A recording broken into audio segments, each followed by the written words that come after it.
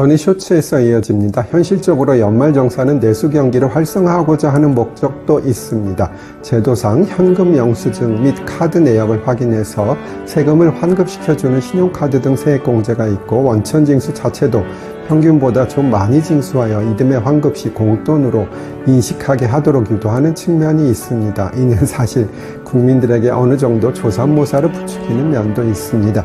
이론적으로는 원천징수를 적게 하고 그 다음 해에 더 걷는 게 납세자의 이익이지만, 그 이유는 아시겠죠? 돈을 미리 받고 나중에 반환하는 것이 그 돈에 대해 이자가 발생하니 더 유리한 것이지요.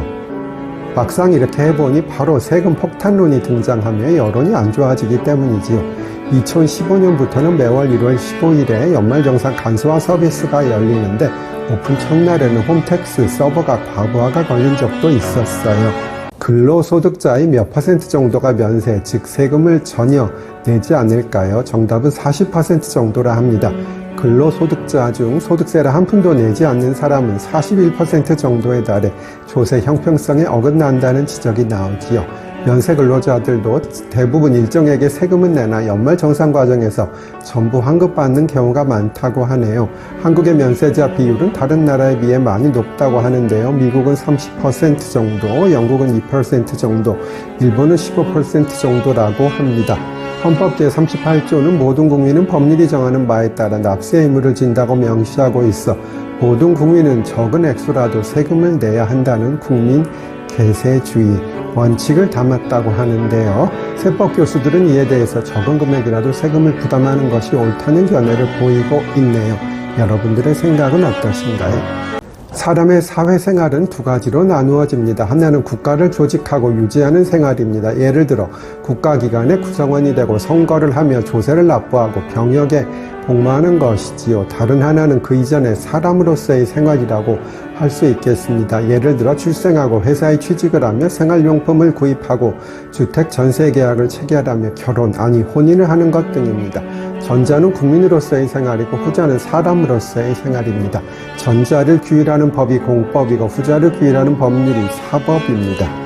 공법과 사법의 구별에는 여러 학설이 있으나 이를 알아두실 필요까지는 없고요. 국제법, 헌법, 형법, 행정법, 민사소송법, 형사소송법은 공법에 속하고 민법, 상법은 서법에 속한다는 정도 알아두시면 되겠습니다. 제가 서울대학교 법과대학을 입학할 때에는 법과대학 안에는 사법학과와 공법학과가 있었습니다. 이 글을 쓰기 위해 찾아보니 9, 6번까지 다 학과의 구별이 이어졌다고 합니다. 그런데 사법학과를 희망하는 학생이 더 많았기 때문에 사법학과에 성적이 좋은 학생들이 몰렸고 사법학과와 공법학과가 우열반처럼 여겨질 정도였다고 하네요. 물론 일부러 공법 쪽의 뜻을 두고 공법학과를 지원한 경우도 상당히 있었겠지요. 그런데 한동훈 장관이 공법학과로 가게 되었다고 하네요. 사법학과를 희망했지만 점수에서 밀린 것인데 20여 년간 성적으로 밀려본 적이 없는 한 장관에게는 크나큰 충격이었다고 하는 기사가 보입니다. 제가 한동훈 장관보다 더 성실했나 하는 생각이 듭니다. 사실 서울 법대생들 정말 똑똑합니다. 그러나 1학년 때는 정말 공부 안 합니다. 다음 쇼츠로 오세요. 전이쇼츠에서 이어집니다. 제가 1학년일 때 저도 대학을 갓 들어갔을 때라 그리 열심히 공부하지는 않았지만 적어도 수업을 땡땡이 치거나 하지는 않았고 어느 정도는 공부를 했고요. 대학교는 석차라는 것이 없어서 정확히 알 수는 없지만 적어도 사법학과에 갈 정도, 즉 반 이상의 성적은 충분히 받은 것 같습니다. 정확히 기억이 나지 않아 찾아보니 평점 4.3점 만점에 3.9점 이상을 받으면 최우등 졸업, 3.6점 이상을 받으면 우등 졸업이 된다고 하네요.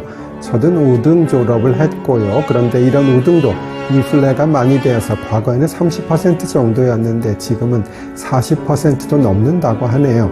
제가 졸업할 때는 우등 졸업한 친구들이 30%가 될 정도로 많진 않았던 것으로 기억합니다. 하지만 중요한 것은 행복은 성적순이 아니라는 점. 여러분 어떤 위치에 있으시건 행복하시기 바랍니다.